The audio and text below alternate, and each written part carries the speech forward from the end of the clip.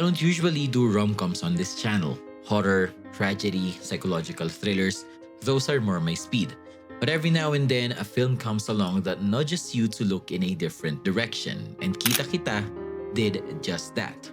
Maybe it's the setting, maybe it's that quiet heartbreak wrapped in awkward charm, or maybe it's because this film takes something as simple as Love is Blind and turns it into something unexpectedly sincere, vulnerable, even painful. So today, let's take a break from blood-curdling screams and ghost stories. Let's talk about Kita Kita, a love story that's as beautiful as it is bittersweet, and why sometimes seeing someone doesn't need eyesight at all. This is Kita Kita. Let me tell you the story. Kita Kita follows the story of Leia, a Filipino tour guide living in the picturesque city of Sapporo, Japan. She's in a long-term relationship with her Japanese fiancé, Nobu, until she receives a note to meet him at a beer house where she catches him flirting with her friend. Amid heartbreak, Leia counts slowly from 1 to 10, holding back her emotions with each number, until her very body gives up before her tears do. She collapses, and when she wakes up, she's completely blind. It's a rare stress-induced condition, but it feels symbolic too. She can no longer see the man who hurt her, nor the world that betrayed her. She isolates herself, physically and emotionally, retreating into darkness. Enter Tonio, her next-door neighbor. Awkward, persistent, and also Filipino. At first, Leia pushes him away. Humanap ka na ibang mga kausap mo. Gusto mo ipakain mo sa baboy yung mga niluluto mo. Hindi yung nagubos ka ng oras makipag-usap sa isang bulag. But Tonio is patient. He brings her food, cheers her up, and eventually convinces her to go outside and rediscover the city she once loved. They explore Sapporo together, Tonio acting as her eyes while she slowly rediscovers joy. Through laughter and small adventures, the two grow closer. One day, Tonio gives her a Daruma doll, a traditional Japanese figure tied to wish making. He colors in one eye, telling Leia that the second one will be filled in once she regains her vision. It's a small but powerful promise that hope is still alive. But just as things begin to bloom, the story takes a heartbreaking turn. While waiting for Tonio on one of their dates, Leia begins to see again, and the very first thing she sees is him.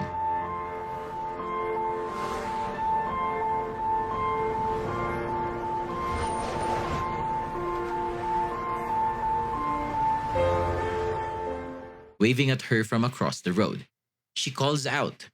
He rushes toward her, and then in an instant, he's gone, hit by a passing vehicle. The movie doesn't end there. Kita Kita reveals that Tonio had known Leia long before she knew him. He had moved to Sapporo after being cheated on, heartbroken and aimless.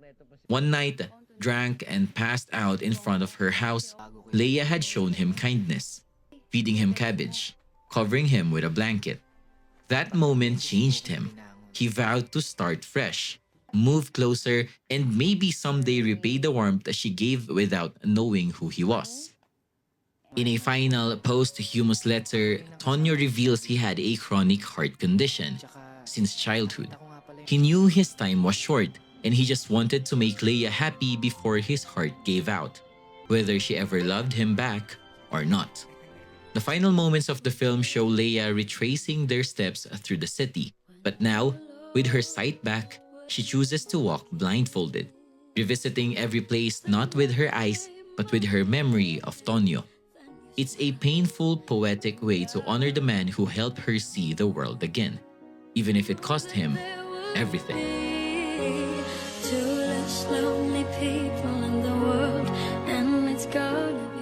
Love is blind, and sometimes that hurts. That's the emotional heart of Kita Kita.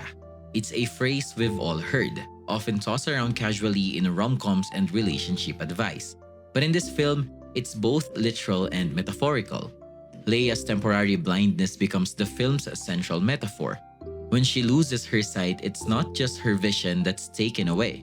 It's her ability to move forward, to trust, to feel safe.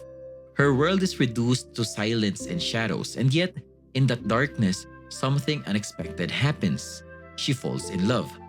Unlike Nobu, Tonyo enters Leia's life without the usual performative charm or physical appeal. She doesn't fall for how he looks. She falls for how he makes her feel. His patience, his jokes, his presence. In losing her sight, Leia gains something far more intimate. A connection not filtered by appearances, but felt through gestures, words, and memories built in real time. But the film doesn't treat this as a simple love conquers all story. There's a deeper tension at play. What if the person who saved you is also someone you were destined to lose? Tonyo's death isn't just tragic, it's cruelly timed. Right when Leia's world is starting to brighten again, life snatches him away. It's as if the film is asking, is love still worth it, even when it ends in heartbreak? And Kita Kita seems to say yes, because to love is to see someone, truly see them, even if only for a fleeting moment. Tonyo gives Leia the courage to face the world again, even when she's alone. And Leia chooses to revisit their memories blindfolded, not because she has to, but because she wants to remember him the way he was. Someone who loved her without needing to be seen. At its core, Kita Kita isn't just about falling in love. It's about the pain, the healing, and the quiet ways people leave marks on our lives. Sometimes, the people who love us the most don't stay, but they leave behind something just as lasting. A way to keep seeing, even in the dark. One of the most striking things about Kita Kita is that it's a Filipino love story told entirely outside of the Philippines. Set in Sapporo, Japan, the film immerses us in a landscape that's visually and emotionally distant from the usual Pinoy rom-com settings. But it's in this foreign place that Kita Kita manages to explore something deeply Filipino. The experience of being alone, far from home, and still finding someone who feels like home. Leia and Tonio are both OFWs, a reality shared by over 10 million Filipinos around the world.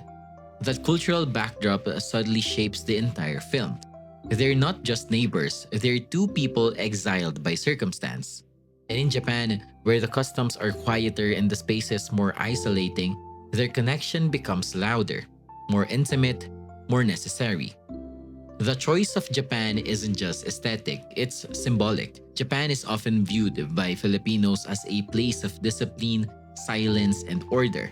For Leia, a woman dealing with heartbreak and blindness, that silence mirrors her emotional state.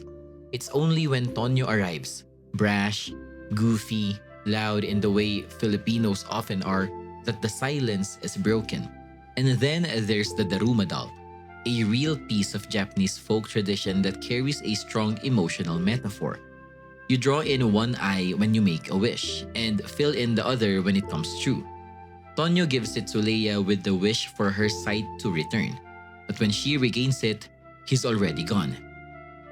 The eye remains unfilled. The wish, in a way, both comes true and doesn't. It's a cultural object that becomes personal, a symbol of love, loss, and unfinished hopes. Kita Kita doesn't hammer these cultural symbols too hard. Instead, it lets them live quietly in the background, enhancing the story without over-explaining it. For many Filipinos watching, it resonates on a deep level. To love abroad is to love without anchors. To fall for someone while far from home is to build a temporary shelter in someone else's heart. It's in this cultural tension between longing and belonging that Kita Kita finds its most powerful notes. There's something quietly beautiful about the way Kita Kita is shot. It doesn't try too hard to impress. It just lets the story breathe. Direct Sigrid Andrea Bernardo keeps things simple, almost minimal. But that simplicity gives space for something rare in romantic comedies: genuine emotional texture. Let's talk about Empoy Marquez, first of all. His casting felt risky at first. He doesn't fit the traditional leading man mold, but that's exactly why it works. His natural comedic timing doesn't come off as performative. It's not slapstick, it's authentic awkwardness. And it's deeply disarming. The way Alessandra De Rossi responds to him on screen doesn't feel rehearsed. When she laughs, you can tell it's not acting. It's real. And that realness bleeds into the audience's experience. You're not just watching a love story, you're witnessing a connection unfold. That tone, quiet, patient, sincere, is supported by how the film is framed and paced. The scenic shots of Sapporo aren't just postcard worthy backdrops. They often act as emotional counterpoints. The cold, wide open spaces highlight how isolated Leia feels. But as Tonyo slowly warms her up, those same places begin to feel intimate. The city doesn't change, but her experience of it does. Now, one sequence that stands out visually and narratively is the counting scene. When Leia is trying to calm herself down after discovering Nobu's betrayal, she counts from 1 to 10, remembering the good memories. Later, she does the same to cope with the grief of losing Tonyo. It's a directional decision that feels like poetry on screen, intentional, restrained, and quietly devastating. But let's talk about the one moment that doesn't quite land for me: Tonyo's death. A sudden car accident as a narrative twist isn't just tragic, it's familiar. We've seen this kind of ending many times before, and it's frustrating because the film had already given us something more compelling: Tonyo's heart condition. It was introduced and carried emotional weight. Using it as the cause of his death might have felt more earned. The accident, while shocking, undercuts the poetic rhythm the film had been building. Still, it's a small flaw in an otherwise beautifully composed film. What Kita Kita does best is that it lets the direction serve the emotions, not the other way around. It trusts the actors, the silence, and even the awkward moments. And in a genre often filled with over the top dramatics, that honesty is rare. Kita Kita isn't your usual rom-com, and maybe that's why it connected with so many people when it came out.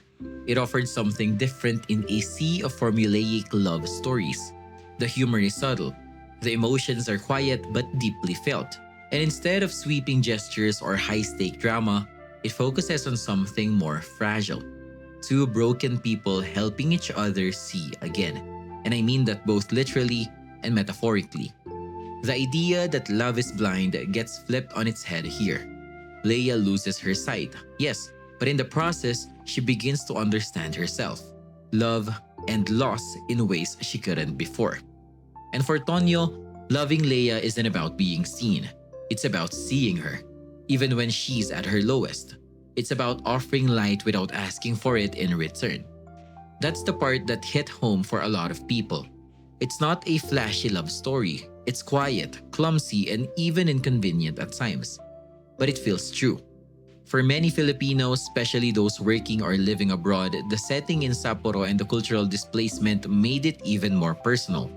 The film taps into homesickness, loneliness, and the unexpected comfort of finding someone who speaks your language, literally and emotionally, in a place where you feel invisible. Audiences cried, they laughed, they saw themselves in Leia's hesitation and Tonyo's persistence. And maybe that's why this film stuck. It didn't give us a perfect love story, it gave us a flawed human one. And sometimes, that's enough. Maybe at the end of the day, true love is not about being seen, but by seeing someone the way they really are.